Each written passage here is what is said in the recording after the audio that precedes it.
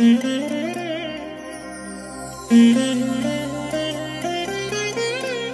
దినం పరము నుండి దిగివచ్చు మాట.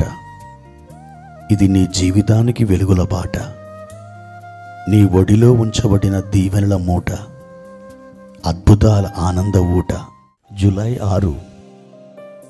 సంవత్సరమంతా మీరు బైబిల్ చదివి ముగించడానికి ఈరోజు మీరు చదవలసిన లేఖన భాగము ఉదయం యోబు గ్రంథం 32 మరియు 33 అధ్యాయములు, సాయంత్రం అపోస్తుల కార్యములు 14వ అధ్యాయము. ప్రియమైన దేవుని బిడ్డలారా, ఈ ఉదయకాల సమయంలో ప్రభు కృప మీకు తోడైనగాక. ప్రియ దేవుని బిడ్డలారా, ఎలా ఉన్నారు? బాగున్నారు కదూ? దేవుని యొక్క అద్భుతమైన సన్నిధి నిరంతరం మీకు తోడై ఉన్నది. మాట ఇచ్చి మాట నిలబెట్టుకునే దేవుడు, ఆ మాట మీద నిలబడే దేవుడు, మన హృదయాలను ఎరిగిన ఆ ప్రభు ఈ దినాన్న నీకేమి కావాలనో ఆయన సమృద్ధిగా నీకు ఇవ్వబోతున్నాడు.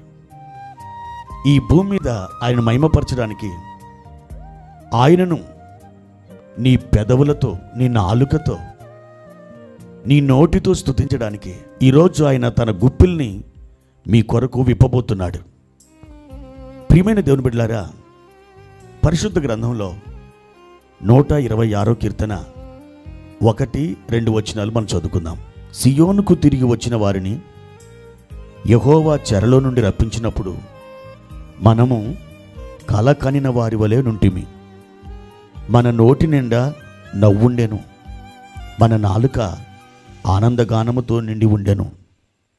అప్పుడు యెహోవా వీరి కొరకు గొప్ప కార్యములు చేసినని అన్యజనులు చెప్పుకొనిరి. ప్రియమైన దేవుని బిడ్డలారా, అద్భుతమైన యాత్ర కీర్తన. ఈ కీర్తన రచయిత ఎవరో మనకు తెలియదు. ఒకవేళ దావీదు ఈ కీర్తన రాసి ఉంటే పైన చిన్న అక్షరాలతో దావీదు కీర్తన అని రాయబడి ఉండేది.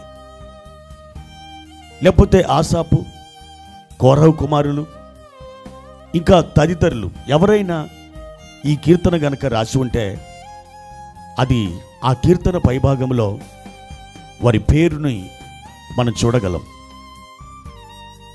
ఎవరు రాశారో మనకు తెలియదు, కానీ ఒకటి మాత్రం మనకు తెలుసు, పరిశుద్ధాత్మ దేవుడు ఆ వ్యక్తిని ప్రేరేపించడం ద్వారా ఈ కీర్తన వ్రాయబడింది. అయితే నా ప్రియమైన దేవుని బిడ్డలారా, దేవుని ప్రజలందరూ పాపం చేశారు. పలుమారులు వారి యొద్దకు ప్రవక్తల్ని, సేవకుల్ని దేవుడు పంపించాడు. అయినా ప్రజలు మొండితనంతో దేవుని మీద తిరుగుబాటు చేశారు. అప్పుడు దేవుడు వారిని బబులోన్ అనే ఒక దూర దేశానికి, చెరలోనికి పంపించాడు. అంత దూరం చెరలోనికి వెళ్ళినటువంటి వీరు అక్కడి నుండి మరలా తిరిగి రావడం అసంభవం. కానీ ఆ చెరలోకి వెళ్ళడానికి ముందు దైవజనుడైన ఇర్మియా ద్వారా దేవుడు ప్రకటించాడు, మీరు 70 సంవత్సరాలు ఆ బబులోనులో చెరలో ఉంటారు. ఆ తర్వాత ఆ సమయం ముగించబడుతున్నప్పుడు మరలా ఆయన మిమ్మల్ని తీసుకుని వస్తాడు. ఇది ఇర్మియా ప్రవచించిన ప్రవచనం. వీరందరూ కూడా బబులోను దేశానికి వెళ్ళిపోయారు. ప్రియమైన దేవుని బిడ్డలారా, సంవత్సరాలు గడిచిపోతున్నాయి. ఆ పరిస్థితులను కూడా తమ సొంత దేశానికి మేము వెళ్తామా అన్నట్టుగా ఉన్నాయి. అది అనుమానాస్పదంగా, సందేహాస్పదంగా ఆ పరిస్థితులన్నీ కూడా వారిని ఆవరించినాయి. కానీ పరిస్థితులు వ్యతిరేకంగా ఉన్న దేవుని వాగ్దానం నిశ్చలముగా ఉంది. ఆ 70 సంవత్సరాలు ముగించబడుతున్నాయి అనగా దానియేలు భక్తుడు బబులోను దేశంలో ఉపవాసం ఉండి ప్రార్థన చేస్తున్నాడు. ఇర్మియా ద్వారా ప్రవచించబడిన ఆ ప్రవచనాన్ని జ్ఞాపకం చేసుకున్నాడు. దేవుడు అద్భుతంగా కోరెష్ అనే రాజుని ప్రేరేపించి యూదులందరూ కూడా తమ స్వదేశానికి అనగా యోదయ దేశం యెరూషలేముకి వారందరూ వెళ్ళడానికి అవకాశం ఇచ్చాడు. వారందరూ చిన్న పెద్దలు, పిల్ల పాపలు అందరూ కలిసి వారి వారి గ్రామాలకి, వారి వారి పట్టణాలకి కదిలి వెళ్ళిపోయారు. ఆ తర్వాత వ్రాయబడిన కీర్తన ఈ 126 కీర్తన. చెరలో నుండి మనం వచ్చినప్పుడు అదొక కళ నిజమా అన్నట్టుగా మనకున్నది. యెహోవా వీరి కొరకు గొప్ప కార్యములు చేస్తున్నాడు అని అన్యజనులు చెప్పుకుంటున్నారు అని ఈ కీర్తన రాసిన ఆ ప్రవక్త మాట్లాడుతున్నాడు. నా ప్రియమైన వారులారా, మీ పరిస్థితులు కూడా జటిలంగా ఉన్నాయా? మీరు చీకటిలో తచ్చాడుతున్నారా? మీరు అంధకారం అలుముకొని ఉండగా అడుగు తీసి అడుగు వేయలేని పరిస్థితుల్లో మీరు ఇబ్బంది పడుతున్నారా? కన్నీరే మీకు అన్న పానీయములుగా ఉందా? పరిస్థితులన్నీ మీకు వ్యతిరేకంగా నిలిచినట్టుగా, అది సింహం వలె పంజా విసినట్టుగా మీకు అనిపిస్తున్నాయా? నా ప్రియమైన దేవుని బిడ్డలారా, మీ నోటి నుండి దేవుడు నవ్వు కలగ చేయబోతున్నాడు. ఇది కళ నిజమా అన్నట్టుగా మీకు ఒక అద్భుతాన్ని దేవుడు చేయబోతున్నాడు. నేను విడుదల పొందుతానా? ఈ పరిస్థితులు నాకు మారుతాయా? పూర్వ వైభవం నాకు మరలా వస్తుందా? రేపటి దినాన ఈ పరిస్థితులు ఇంకా టైట్గా అయిపోతాయా?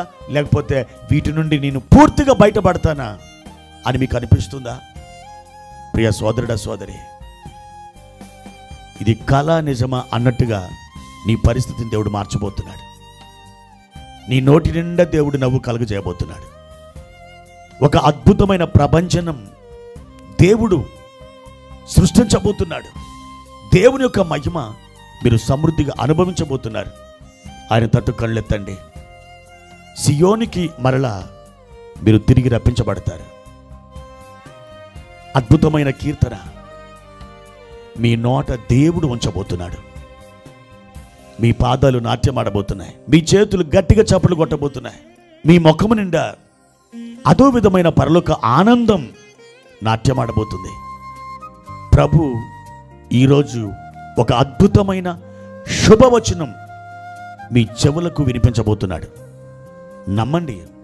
నిరీక్షణతో అడుగులు ముందుకు వేయండి.